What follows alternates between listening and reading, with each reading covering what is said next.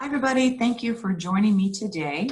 It's Barbara Oleska, and today I will be not only your favorite realtor, but also your favorite economist. And I'm very pleased to present to you what will be the first of my monthly marketing reports, where I'll talk about the housing industry overall in the country and then drill down to our local market.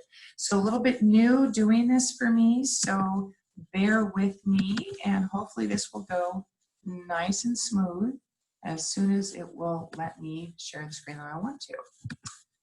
So, all right, so I wanted to get started with what's going on with unemployment. We've got the market report, and as you can see here, they expected 3,000 jobs to be added in June, and actually 4.8 million jobs were added in June.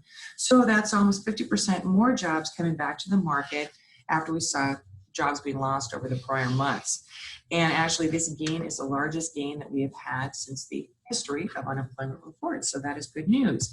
So a lot of the jobs came from different sectors, and we've talked about the job downturn being more in leisure and hospitality.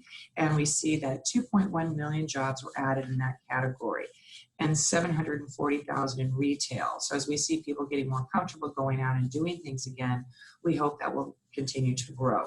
Then as we move down, we also see that we've got education, health services, doctors' offices, manufacturing, and professional services. So many jobs are coming back that were temporarily closed down as they're able to start coming back safely. And the Bureau of Labor and Statistics reported that we ended up in June with 11.1% unemployment. The story really here is that unemployment went up in March and April and has come down in May and June. So we definitely want to see that trend continue. More and more people are going back to work, and as they do, we should see things hopefully normalizing a bit. And as we look at that 11.1% unemployment, it's important to remember that that still means that 88.9%, almost 89% of those out in the world are still employed. So they have jobs, they can transact and do things. And a little pie chart for you there. So probably one of the biggest shifts in this unemployment report is the number of people that are now reporting permanent unemployment versus temporary. And reflective, certainly, of businesses that are saying, hey, this is going to affect us more than we thought originally, and we're seeing that number grow there. I think the Wall Street Journal summed this up probably best when they say U.S. job growth surged last month, underscoring the economy's capacity for a quick rebound. If businesses continue to reopen, consumers gain confidence. And they go on to say, a recent coronavirus spike, however, could undermine the trends captured in the latest job report. So we're going to stay on top of that. We'll continue to watch it. But then they go on to say, as temporary unemployment drops, permanent job loss keeps rising. A little bit of a sober thought as we look at unemployment dropping, but we look at that permanent job loss rising. And we referenced before a core unemployment rate, which subtracts temporary layoffs and adds unemployed who didn't search for a job recently. And that number jumped from 5.9% to 5% in May, according to Indeed economist Jed Kolko.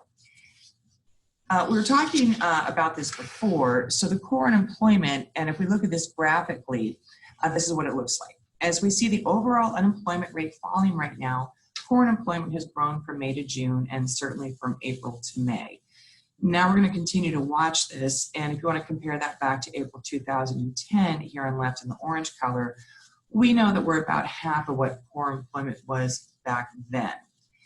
As we start to look at this, it brings up a lot of questions. So how is unemployment going to affect the overall economy? Are we about to see a wave of foreclosures? Now, about how we see the foreclosures playing out and how this is different from 2008. Black Knight brings some very good information, and here they tell us about the active forbearances, meaning that those that have paused their mortgage payments due to financial hardships and unemployment, things like that. So of all the active forbearances which are passed during their mortgage payment, 77% have at least 20% equity in their home. So if you can look at that graph and you play that out and see 90% have at least 10% equity in their home, what does that mean?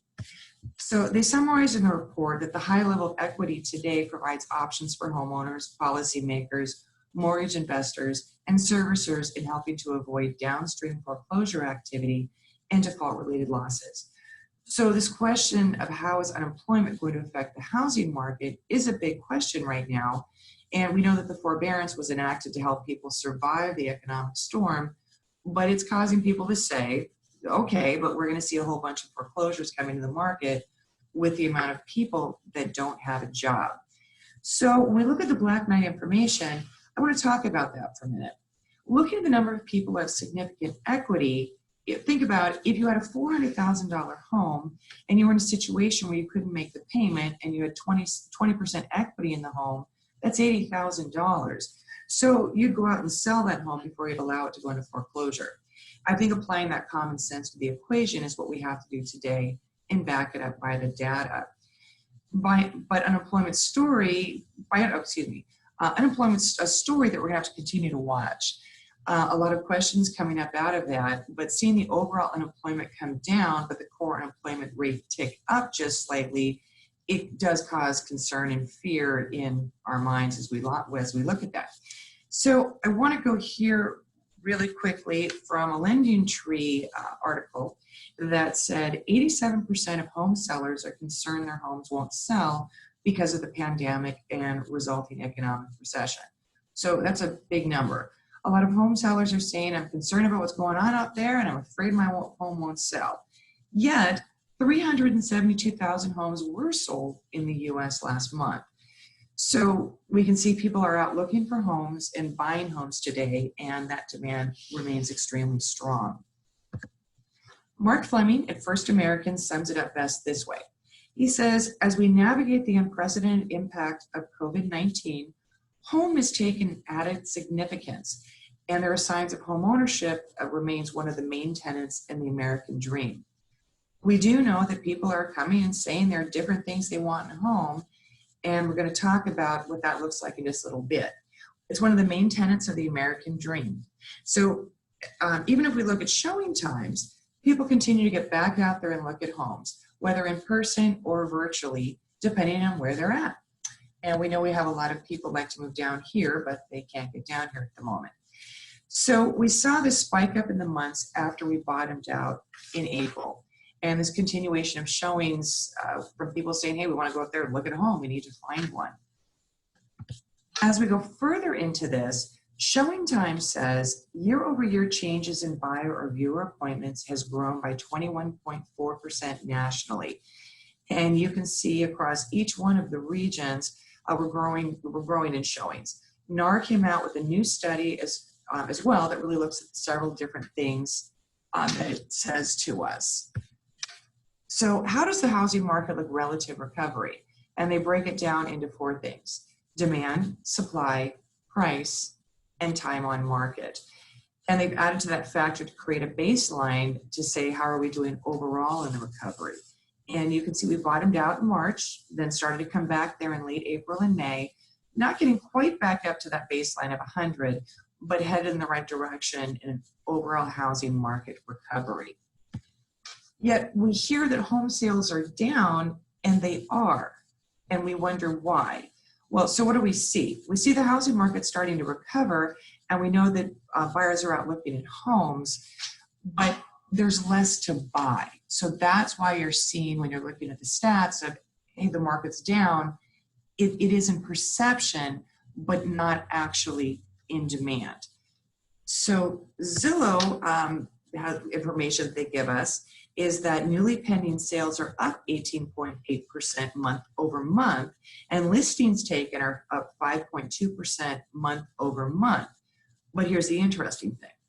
Total listings are down year over year, a little over 20%, and new listings taken are down 16.6% year over year. So there's activity coming back to the market. There just isn't enough available inventory in the market for those who want to buy. I think this graph does a good job of summarizing that. It's a year-over-year change in listings. You can see that as new listings continue to grow, total listings are decreasing, meaning as soon as they come to market, they're being purchased. So a sign of demand that's in the market right now. We talked a lot about supply and demand and how that's working in the market, but those that are coming out saying, hey, the reasons we had for moving, the reasons we had for buying a new home have not changed. They're going out there and they're buying listings that are coming to market. As a matter of fact, listings, and this just comes from the Z report, inventory as a percentage of households is half of the long run average. So the long-term average is 2.4%, and we're sitting right now at 1.2%. It's an all-time low of number of listings compared to the number of households. All of this comes together in the supply and demand question saying, what's this going to do to home prices as we move forward? And I think as we look at what the experts are saying right now, we can see we have 6 experts weighing in. One is predicting a decline in prices in 2020. The other 5 are saying that we'll see appreciation. And if we look at 3 of those 5, they say we'll see over 3% appreciation this year. Then as we go into 2021 and 22, we see appreciation across both of those years. So really, this is being driven by supply, inventory, and demand on the other side. The number of people coming out that want to buy homes, and I think this is summed up very well by Zelman in their broker report. So she says, the severity of inventory tightness should remain a relative benefit to home prices, so that's upward pressure on pricing. But it's also a risk factor to the degree of rebound in unit sales going forward. So inventory literally being the lid of what we can go out and effectively rebound in the housing market because there isn't an available number of homes to sell there. We know the lack of supply is keeping upward pressure on prices. If we look at this, so we look at demand, High Frequency came out and said this: the housing market is likely benefiting from low mortgage rates, stronger demand for larger spaces as more people work from home and desire to move away from the crowded cities to avoid exposure to coronavirus. We know supply and where that's at and the upward pressure. We know demand, and we are benefiting from the low mortgage rates. So literally people can go out today and say, hey, based on where mortgage rates are, we can now afford a home we couldn't afford below. So we can afford to move out of a home, and the things that are now important to us that weren't as important before our lives changed so much, we now can actually go and do that and have what we'd like to have at a better price. So we've got these crazy low interest rates going on, and that's definitely helping to fuel the buyer demand. We can see that Freddie expects rates to be even lower in 2021. And I was just talking to one of my lenders today. FHA is at about 2.5% right now. So that's really very exciting, and it's helping us to keep things going. And then on top of that, mortgage availability is high, much higher than it was back when we had the crash and we had such a credit crunch. So as we look at pricing, and we're looking at the supply and demand across the country, we're in an undersupply situation currently right now. And let's hope this is the right slide, not quite. So we're in an undersupply situation, and we know that demand is being spurred on by those low interest rates. But let's talk a little bit about this trend. So Realtor Magazine talked about it, of what people are saying is important to them now in a home, given the pandemic and given the last several months that we've experienced. They say this: nearly 30% of the respondents they surveyed here living in high-density urban areas say that the pandemic is prompting them to want to move by the end of the year. It is more than double the rate of those living in rural parts of the country, where residents are much more likely to stay put rather than locate. So people in those denser urban areas, they just want to get out of there and say, I want a backyard, I want more space, I don't want to be cooped up in my little tiny condo if we're going to have quarantine. So we know people are looking outside of the city because what they want and need is changing. And I think this overall trend will continue, and it's backed up by a Zillow report that was released that says, since the pandemic altered what buyers value in their homes, builders are predicting how futures homes will change as a result of what people want most moving forward. As people spend more time during the pandemic, buyers are realizing which features of their home are working and not working. Saying that this worked before, living this in a small place or living in this open floor plan, we really think it's going to be a thing of the past as people now value more walls, doors, and overall privacy. The ability to work somewhere and not be disturbed, get on a Zoom call or get on some type of video call and not be out in the open is more important to people.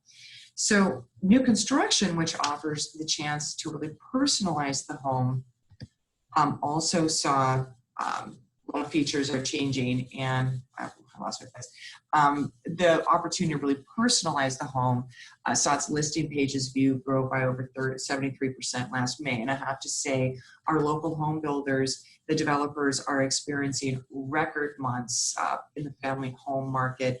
And these are homes $1 million and up. So I want to switch a little bit. We're going to move into our local market. So quick, just a macro graph about housing supply. And this is throughout the country. And you can see we've been steadily declining. We were short inventory as we came into Corona, and then it has declined rapidly since then. So let's drill down. We're going to look at South Palm Beach County. Now, this is a report. These are all types of properties priced between $0 and $2 million. The numbers will tend to look pretty similar as far as the shape of the graphs go, just the numbers change. And we can see that inventory has been steadily declining.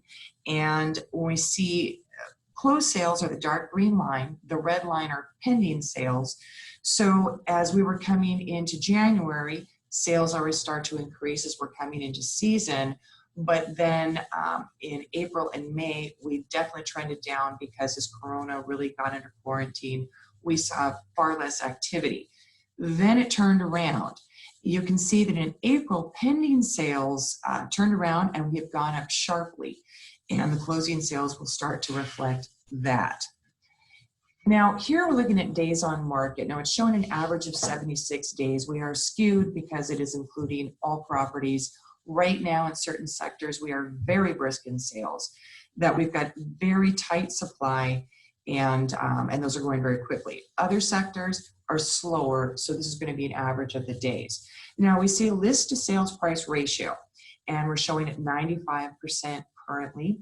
And something to keep in mind, though, a home that comes on that's attractive, it's priced right, it's going to sell quickly, it's going to tend to sell very close to list price, if not at list price, and in a few cases, tipping over. Something to show you, though, if you're thinking about selling your home, this is a original list price to final selling price. And you see that difference for June, 91% original list, final list price was 95. And avoiding those price reductions, which said that the market was rejecting the home as it were at that price, does save you time and money. And we're looking at months of inventory. Look at months of inventory here based on closed sales. We can project out based on the number of homes in the market, the number of buyers, how many months of supply that we have. And we see in May we had 7.3 months supply, which puts it heavily into a buyer's market. And then in June dropping back to 5 months, which is technically a balanced market. This being said, however, go back to where I did say that in certain sectors, markets of homes are moving very quickly. I have some neighborhoods where I literally have 1 month of supply. Let's look at it a little bit differently. This is months of inventory based on pending sales.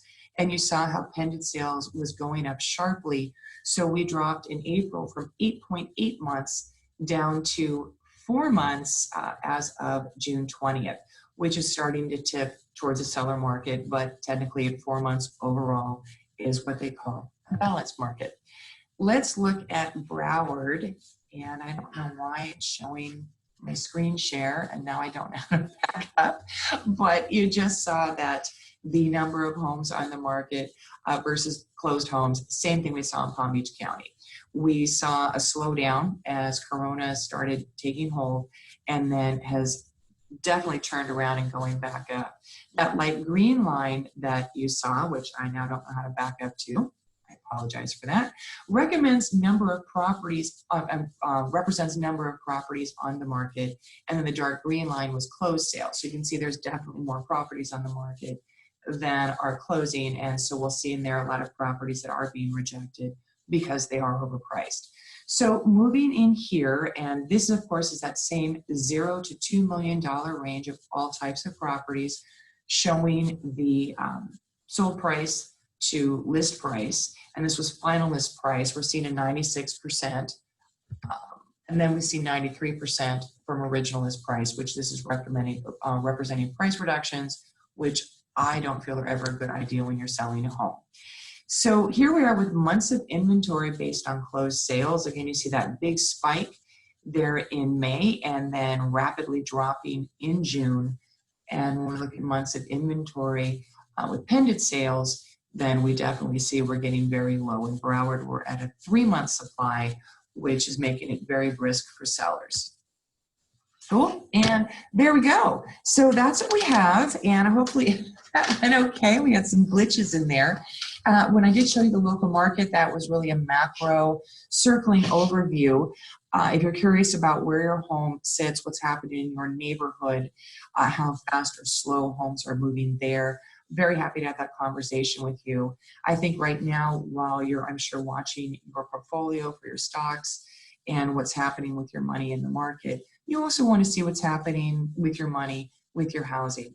So if anything's happening for you, you'd like to have a conversation, keep in mind, right now it's a fantastic time to buy as well with just those insanely low interest rates. So while the sellers are in good position, buyers are still in good position as well.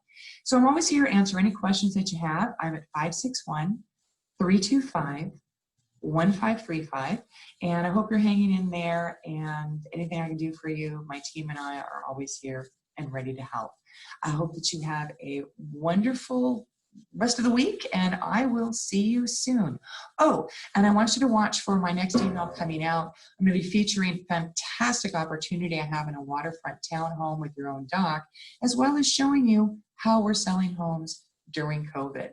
So again, have a great week, and I will see you soon.